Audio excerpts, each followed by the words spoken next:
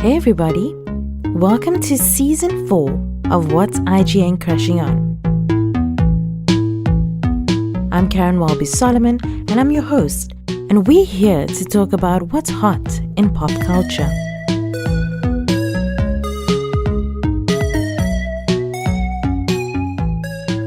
Hello and welcome to episode 3 of What's IGN Crashing On.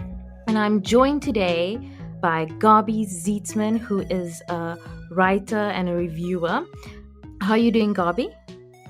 I'm good. It's a very nice chill Sunday today, so I'm excited to be joining you on your podcast. It's so great to have you. So for those who don't know, Gabi reviews a lot of film and TV, but she has done a lot of Oscar-nominated content this year, so I thought it would be great to chat to her about the nominees that were released this week. It's a mixed bag, so let's get into it. So I'm just gonna mention the main 10, and then we can talk about the rest. So for Best Picture this year, we have Belfast, Coda, Don't Look Up, Drive My Car, Dune, King Richard, Licorice Pizza, Nightmare Alley, The Power of the Dog, and West Side Story. So what was your thoughts? What are some of your favorites from this year's nominations? Oh, I think 100% Dune. I think far surpasses many of them. I think just in terms of scale and the vision that Dennis had for this movie was just mind-blowing. And I think it's been such a having such a massive sci-fi epic outside of the Disney family. I think, it's been a while since we've gotten that. And Dune is such an interesting universe to explore. I haven't read the books, but I watched the miniseries. Like when I was younger, it used to constantly rerun on SBC3. So I actually ended up seeing it a few times because it just ended up being rerun on SBC3 a few times. And I just really loved the story, even though it wasn't the best show, but I always was so intrigued by the story. And him coming in doing this epic, he actually he turned down other movies to do this movie. It was and you can see that passion in it. And in terms of just the special effects, it's just such clever special effects. They're so simple, but they're so powerful. And I also I know a lot of people complained about how slow it was. And I thought, no, that was the brilliant part about it, because you have so much time to just immerse yourself in what's happening and this landscapes, these beautiful. I'm originally from Namibia, so just give me a desert landscape any day. Love it. And afterwards, you literally feel like you had sand all over you, you felt like you were in that landscape. And I think people who complained about it being so slow, it's I don't think you experienced really what he wanted you to experience. And I felt like he needed to go in with that open mind. And then obviously the music was also so interesting. It was really different type of music that you weren't expecting. I won't say it always worked, but it was just so interesting. And then I just thought it was cast so well. I wasn't too on board with I can't say his name. Timothy Chalamet. Whatever it might be. I honestly, it's the one hype person. And I don't get it yet. Why people are so into his vibe, but I did think he did it so well in the show, except when it was any physical stuff. I think there was one scene where he was going over this one guy, doing all these stunts, and the thing comes off and you show his face. It's like a vision he has in the future. And I'm just do not see this boy doing any of this. So I won't say it's a perfect movie, but I just think in terms of that cinematic experience, I think we've been lacking that a lot in the movies outside of the Marvel stuff. We've been lacking that cinematic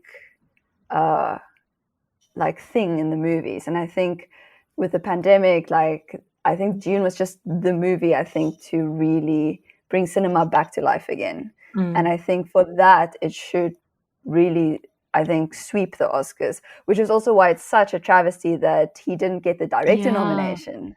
I don't get it. This movie is so much about his vision, and I just don't understand why he didn't get the director nomination but get the Best Picture nomination. It makes no sense. I also think that it's such a it's a good thing for like genre films for Dune to be nominated. I think it's similar to like the Lord of the Rings, and that it's different, and it makes, and it is such a like an epic. And I agree with you, like he should have gotten the nominee for, because it's good, because he directed it well. Exactly. If like I don't think another director could have brought that to life, what he did. Exactly. They called it like unfilmable, and he made it filmable. Exactly. So I'm like, he should be. I do think that if part 2 does well, I think he will win the award. I mean, okay, I don't know what he'll be up against, but I think that like I also think all of his movies have done like really well, or it's like critically well. So I think that he's his time is coming, even if it's not. It should be, but it's not. It should have been this, because I think just it's not to me, it's not a strong year for Oscars. There wasn't a lot, and I think it is also to do with the pandemic and like movies, and all Hollywood slowly getting back into the groove of things. But I do feel like out of all these movies, I think that was just the most impactful in terms of cinema. The Oscars is about the cinema of it, in my opinion. I think, and I feel like compared to the others, I don't think they had that impact as much as Dune did. And West Side Story? So West Side Story, okay, so I have never liked the story of West Side Story. Oh, okay. It's never been my, like, I love musicals. Like, I love a musical. And for some reason, I really never liked West Side Story. I've seen it on show, I've seen it now in the movies, and I don't see the appeal in terms of the story. But in terms of what Steven Spielberg did with this film, I think was phenomenal. Again, I thought it was like a throwback to old Hollywood with big dramatic sets. And some of the lighting and the cinematography in it, I thought was amazing. And the actors, except for the main guy, Ansel. he was like the most out of everyone else. They deserved to be there. They were so phenomenal. They did their part so well, and there's him being around, being carried by everyone, basically. And it's hilarious because of all the stuff that's happening outside of the film around him. It's so funny that he's not. I didn't even know he was in the film, to be honest, because he's been completely like no marketing. He's been taken out of the marketing completely, and it's so fun. Like when I watched the movie, it's like, wait, is he in this? I was like so confused because he's also the main guy, and then I realized it's because of why they did that. But even then, it's like, I don't know why he got cast. I do not understand. The guy who played his best friend, who is a theater, he comes from theater. I thought he should have been the lead. Like, I don't understand. He is like super good looking. He knows his stuff inside and out. Even though he did play the best friend character so well, I don't get why he didn't get the lead. I wonder if it's like where they always say that if you have a lot of unknowns in a movie, you have to have like one actor that everybody knows. But then that blew up in their face because the one actor that everybody knows is the one that people didn't want to see. Exactly. In my opinion, they already have Steven Spielberg.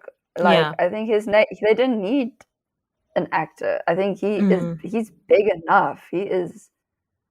And it also was interesting that he would take on a project like this. I do see it was a passion project for him as well, because he growing up, he said like the original movie was like quite pivotal for him and fostering his love for movies. So, and you can see that in the film. There's so much passion in it. I just think that it didn't come out at the right time for audiences, and that it wasn't the time for it, I think. Okay. Even though it has like really powerful story, and especially, the way the world is, I think it's very updated. I felt like, it's made for the modern audience. It's it's revitalized, definitely. And I don't know, it's just a story. I can't get on board with the story. It's so weird. The Romeo and Juliet vibes. Juliet, like, I also feel like the music also is not so big for, like, I don't know what it is. It's to me, it's a personal thing. As a critic, you're like, you have to sometimes just review the film for what it is, and the production, and the cast, and the directing. Even though personally you're like, I wouldn't have watched this film just because it's not for me. I don't know. I honestly don't know why I don't like West Side Story. And I've like I said, like, I've watched it on stage as well, and I don't know, there's just something that doesn't resonate with me. I don't know. I think for me, it's that's very like, strange. Like Power of the Dog. Like, I was like, I thought it was such a beautiful, well done movie, and I critically I could see why it was so good, but it just didn't have that for me like it did for other people, and I feel like it's a personal thing. To be honest, I only lasted an hour, and when I saw there was another hour left, I was like, I can't. I was falling asleep. I was like, I don't understand what this movie is about.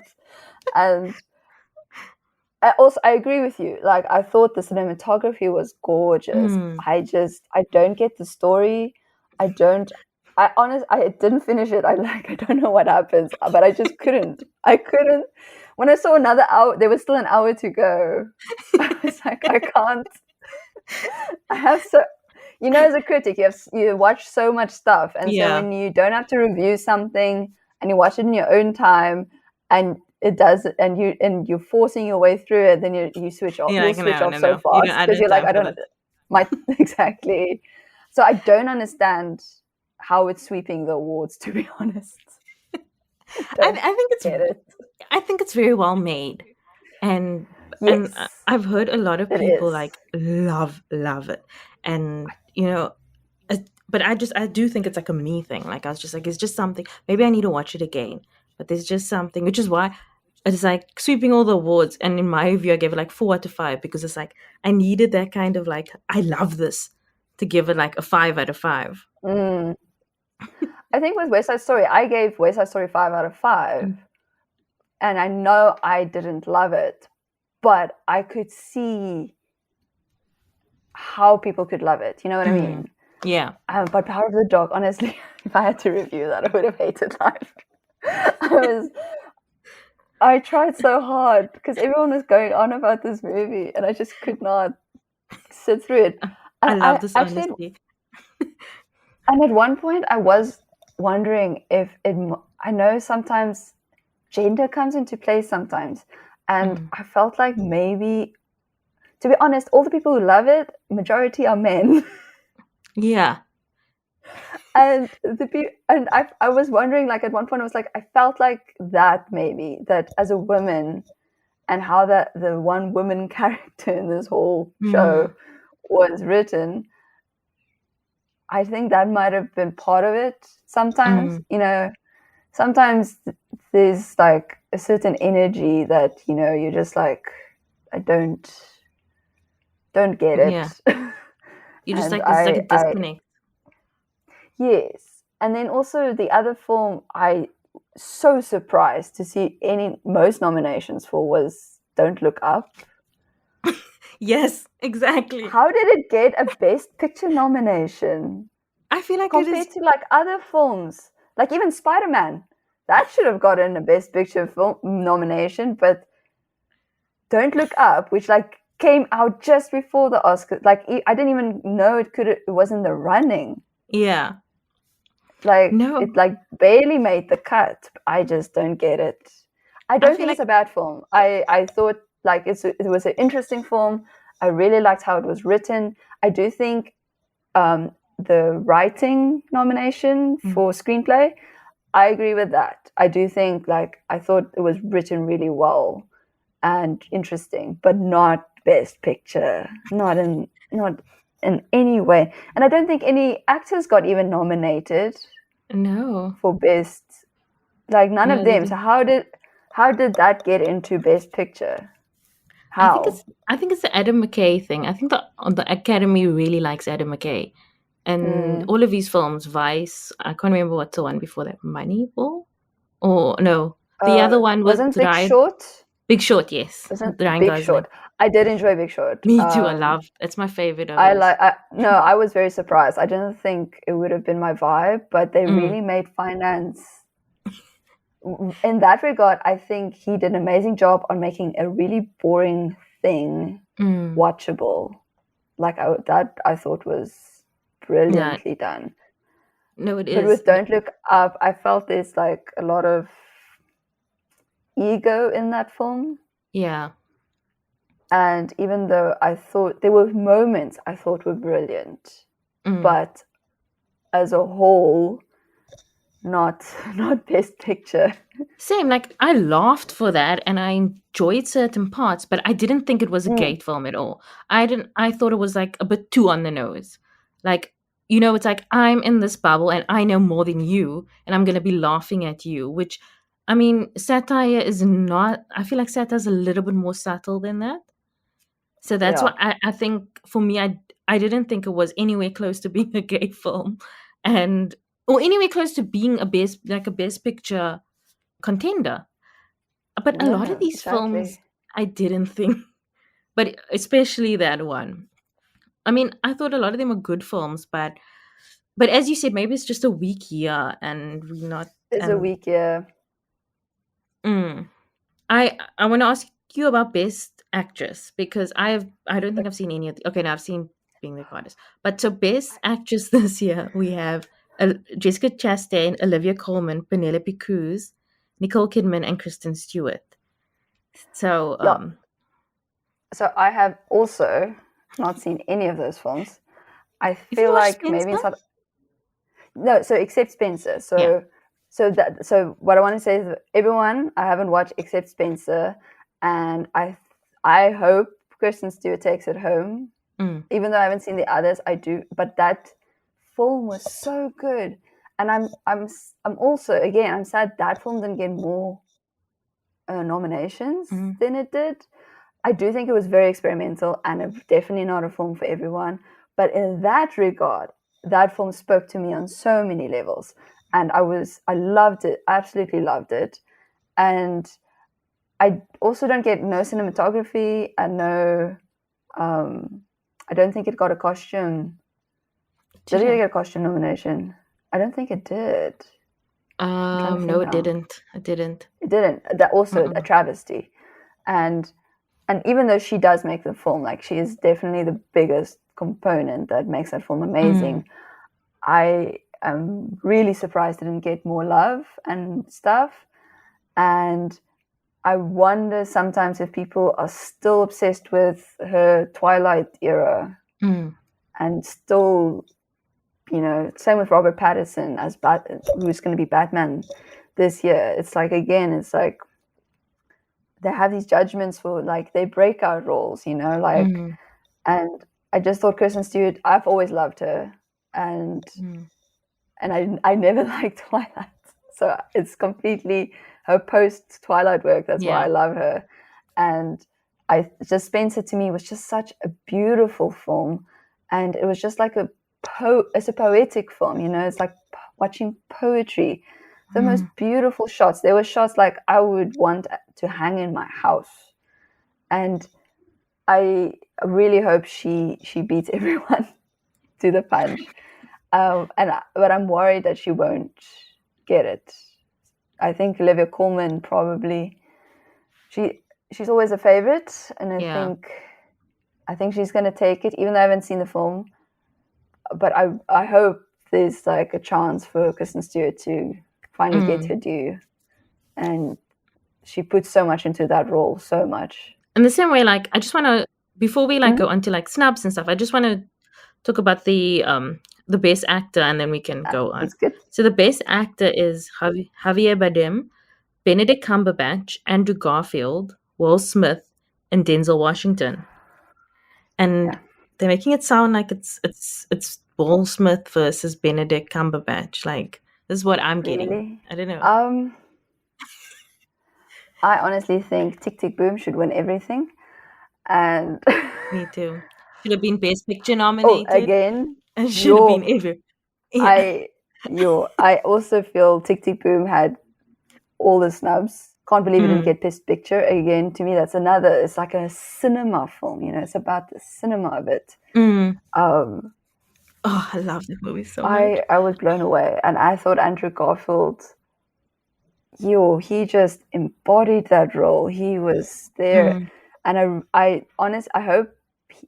think he should be in the one of the top contenders, in my opinion.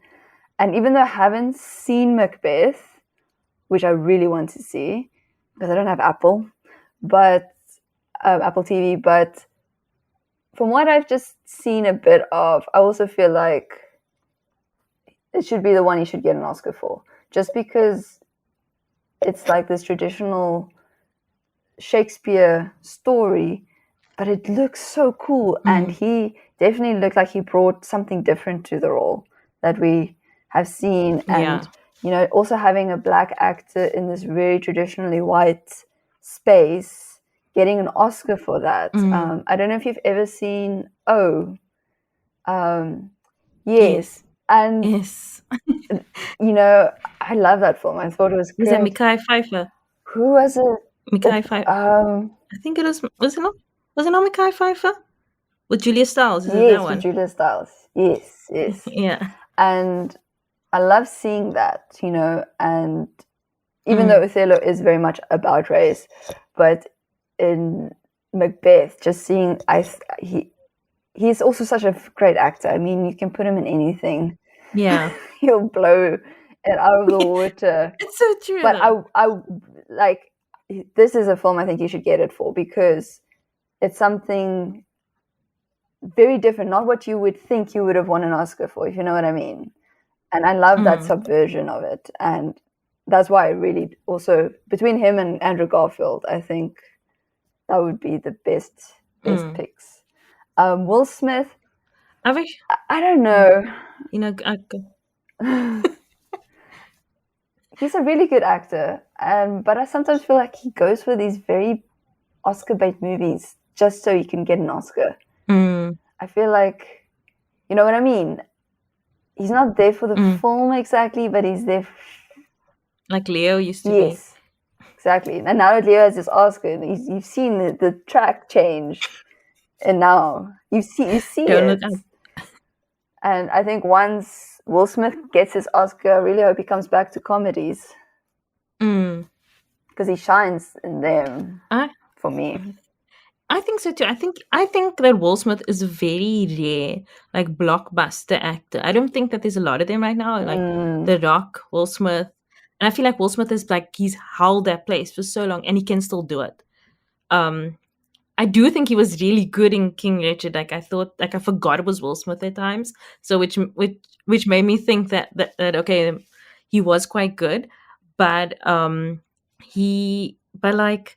I also am like, you know, if he wins his Oscar, maybe then he can. And I also don't know when he's going to have a chance to win again. I'm like, I know, I can tell you without a doubt, Benedict Cumberbatch is going to be in 20 more Oscar-nominated movies. Exactly.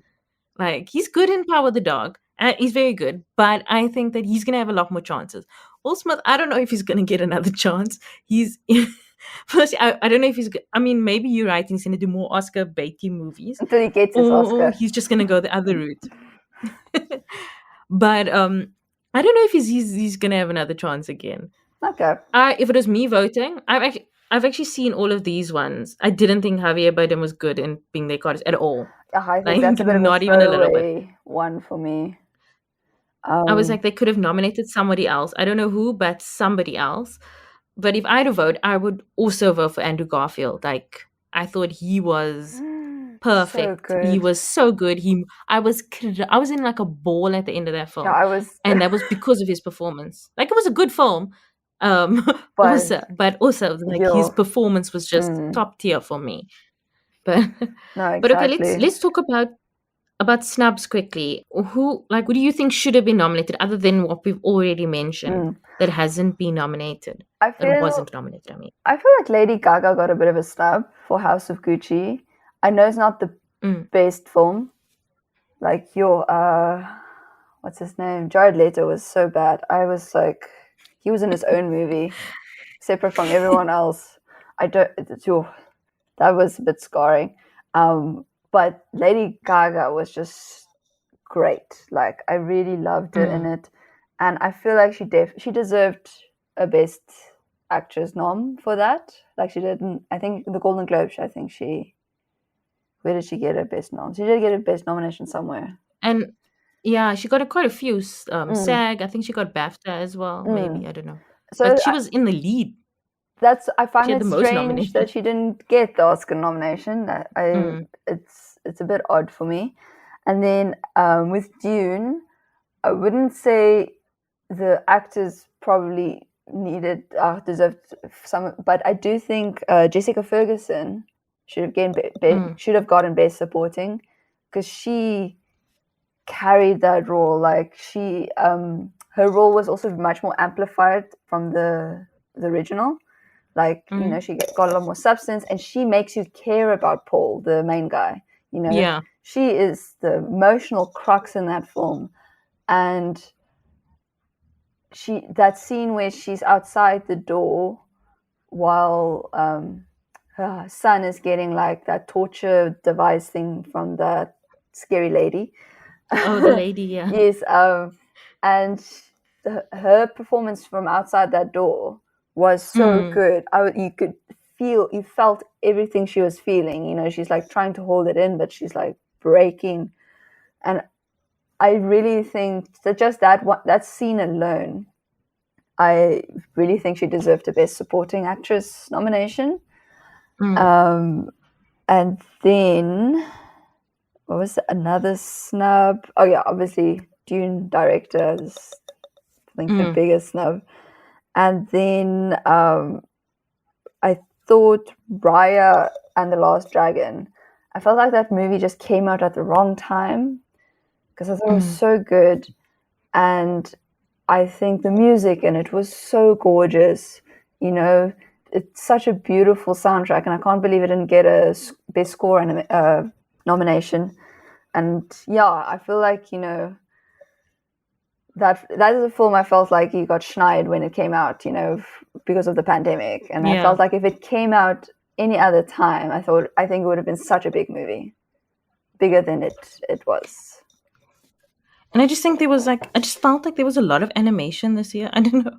I know there's probably always a lot, but I just felt like there was a lot of good animated films that came out this year that it just sort of like fell by the wayside. And the hot new movie everyone was talking about, and then it like got forgotten about. Yeah. Like Mitchell's versus the Machines is hilarious.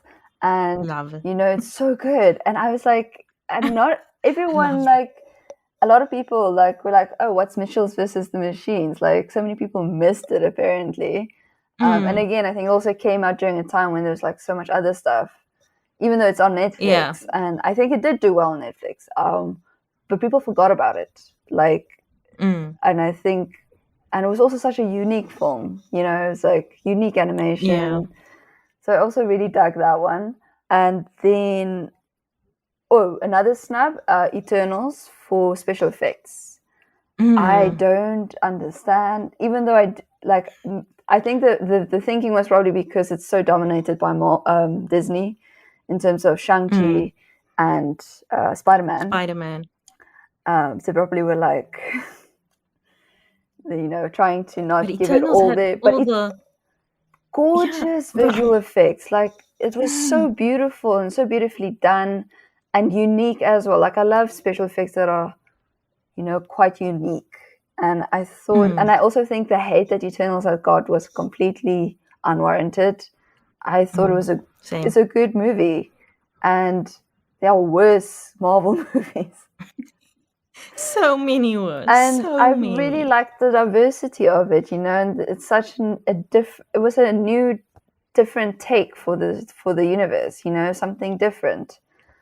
So yeah, and I also thought that such a cool direction in terms of the special effects. It's like something different. We haven't really seen it in Marvel, so I thought that was also not a bad snub. And then for best song, I know it's a gorgeous song that they nominated from Encanto, I hope I say this right, Dos Oruguitas. It's a gorgeous song. But Bruno topped the billboards.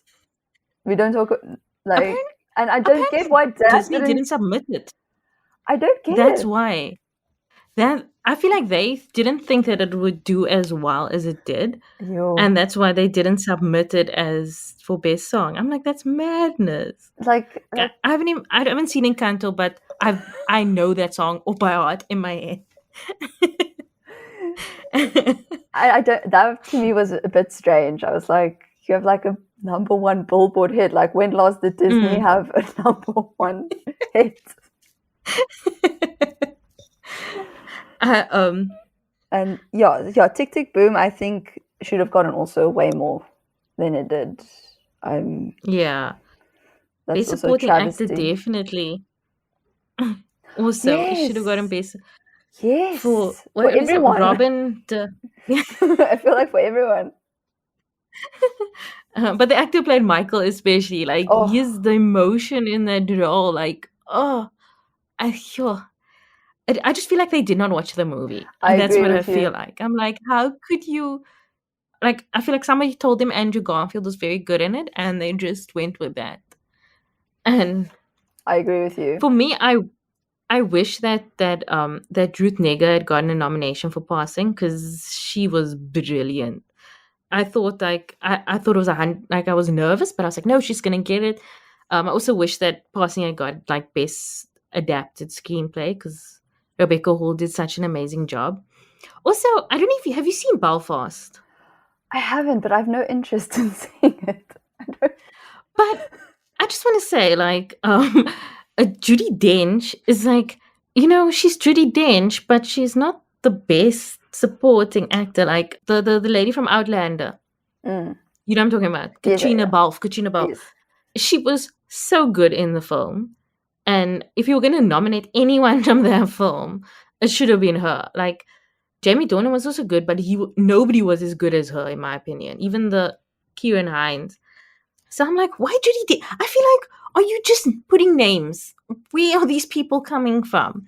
But other than that, I think it's a lot of what you said. My snubs are quite similar, but definitely Passing for me was such a great film, and wish I'd gotten more love from the Academy. I just feel like people didn't watch it, but I especially feel like people didn't watch Tick Tick Boom. No, Damn. But I feel the Oscars still have a bit of a, what's the word? They're still a bit snobbish towards streaming films. A little bit. But Power of the Dawn. Again, that's exactly true. Now that I think of it, yeah. I don't know.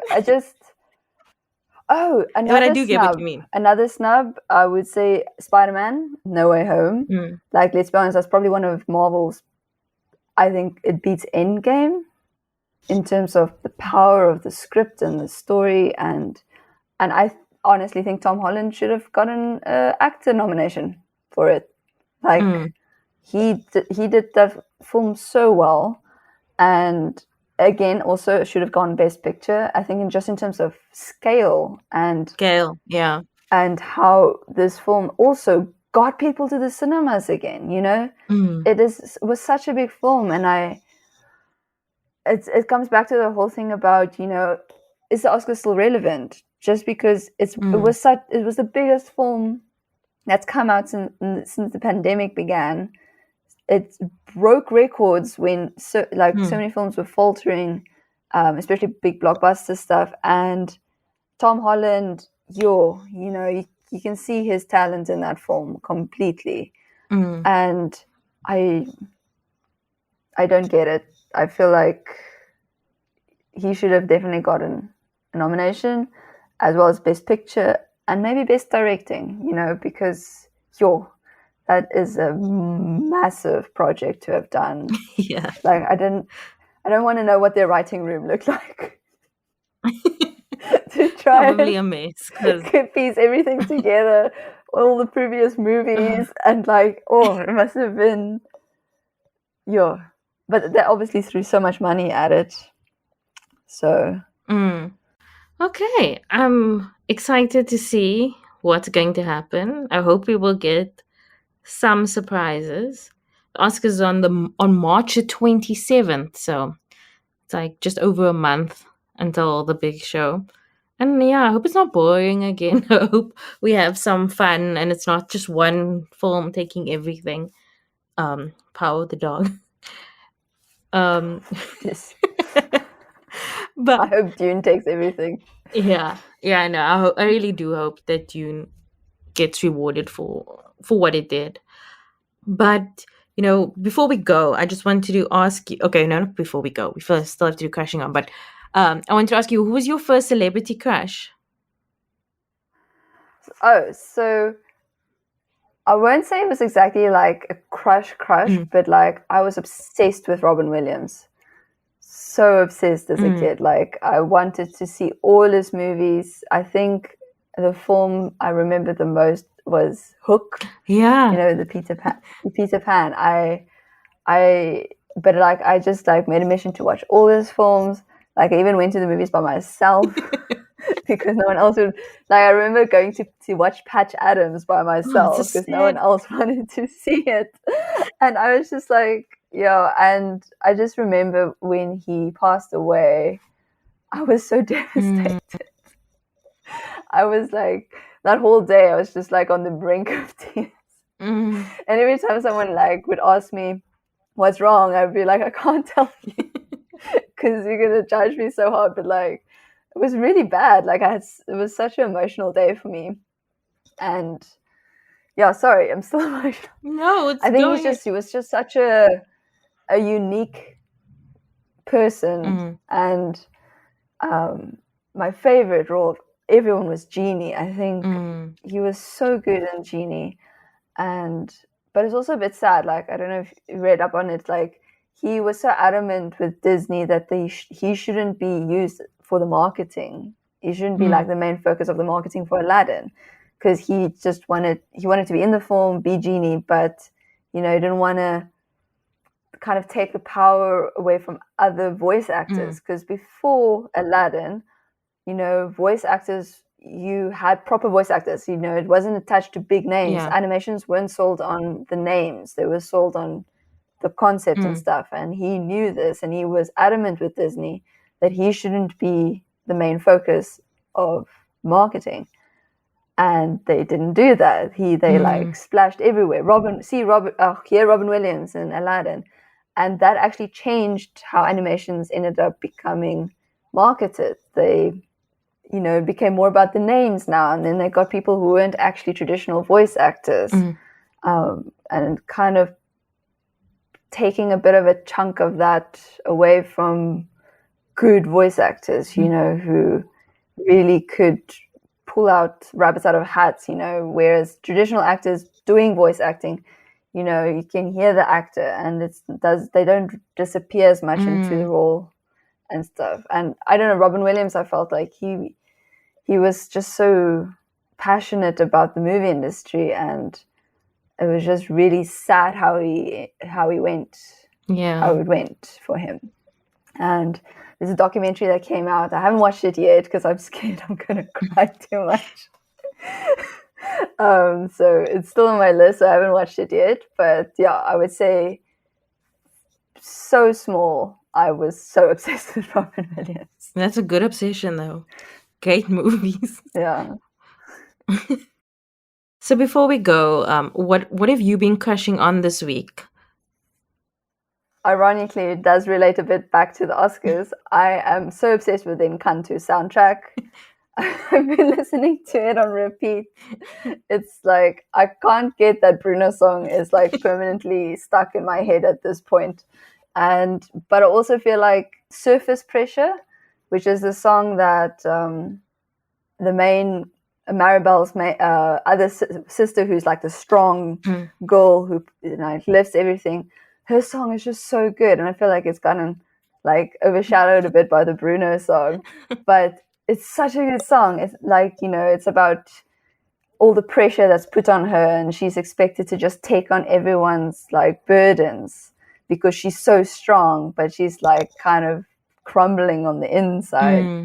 She needs a break, but she doesn't know how to tell people because her worth is associated with what she can do for other people.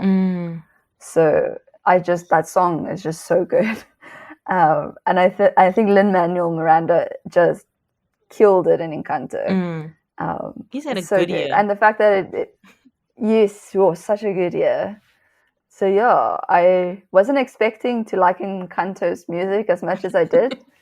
But yeah, I've listened to that soundtrack so many times, just like restart it. For me, it's I spent like 2 or 3 days watching Inventing Anna and the story of Anna Dalby and the scam she did. I haven't watched it yet, but I'm so excited. I mean, I don't know if it was good, but it was very addictive. Like the first, like I knew the story because I'd read the articles, but like the first 2 episodes, I'm like, meh, because her accent is very strange because it's like Russian, German, English. But anyway, I don't know. By the 3rd episode, I couldn't stop watching. I'm just like, I want to know. Even though I know what happens, it's like everything's this point. I want to know what happens. I want to know what people say. I want to know how they deal with this. And yeah, I wouldn't say it's a perfect show, but it's very addictive. Like last night, I dreamt about it. I was like, oh my gosh, Anna's gonna be in trouble and is gonna get caught. So if you like scammers, I think it's a very interesting. Yeah, I actually listened to a podcast about her a few years ago, and apparently her accent is that strange. Like she really does have such a weird accent, and it's just such a weird story. Like I'm definitely watching, but at first, Love is Blind is first on the list. New season of Love. I have to watch that too. I haven't had a chance to watch that. Oh, I love that show as well. But Gabi, thank you so much for being on the show and sharing your insight. Yes, thanks for having me. Yeah, it was really fun to chat about movies. I'm always down for chatting about movies. Thank you so much. This was great. See you guys next week. One more thing. We will be hosting our first ever live in-person Crashing On movie night on the 24th of February at Ster-Kinekor Cavendish in Cape Town. We'll be watching the film Blacklight, which is the new Liam Neeson action thriller, and it follows Travis Block, played by Liam, who is a government operative coming to terms with his shadowy past. When he discovers a plot targeting US citizens, Block finds himself in the crosshairs of the FBI director he once helped protect. In order to be one of the Crashing On listeners at the screening and meet us and have a good time, go to crashingonpodcast.com/competitions and enter your details. It's going to be a fun night and we are so excited to meet you. This is the trailer for Blacklight. One day you wake up and realize you're not sure who the good guys are anymore. You're a federal agent involved in a secret FBI program. Off the books. What kind of bad stuff do you do? Breaking and entering. Physical coercion. You name it, I've probably done it. Murder? Not on my menu. Grandpa! Gabe, I've been thinking. Maybe it's time I hang it up. No, Travis, not enough. I know I wasn't a great father, but I'd like to be the best grandfather I can be. Natalie doesn't need a fixer like you. I've been writing about the story for over a year. The United States government is killing innocent civilians under the guise of protecting democracy. Under whose orders? The director of the FBI. How many more have to die for you to stop looking the other way? You need to come clean, Gabe. You're confused about our relationship. You are my weapon. You work for me. Count me out. You show me a little gratitude if you want a normal life. My end is now. Where's my family? If I find out you had anything to do with my granddaughter disappearing, you're gonna need more men.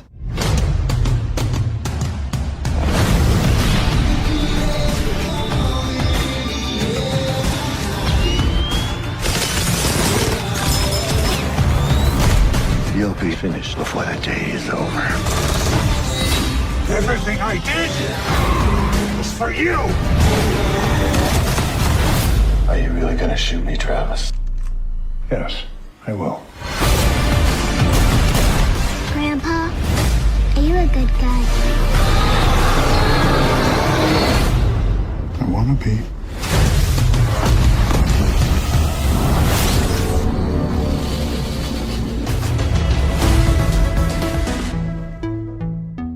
Me, you can find at Karen Walby on Instagram, at Karen Walbys with an S on Twitter, and sign up for my newsletter, Wildest Dreams, at wildestdreams.substack.com.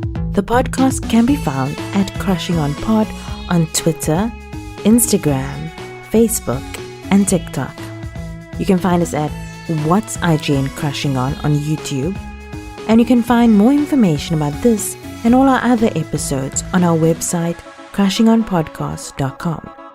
Send any feedback to mail@crushingonpodcast.com, and you can send us voice notes at +27 78 362 2566.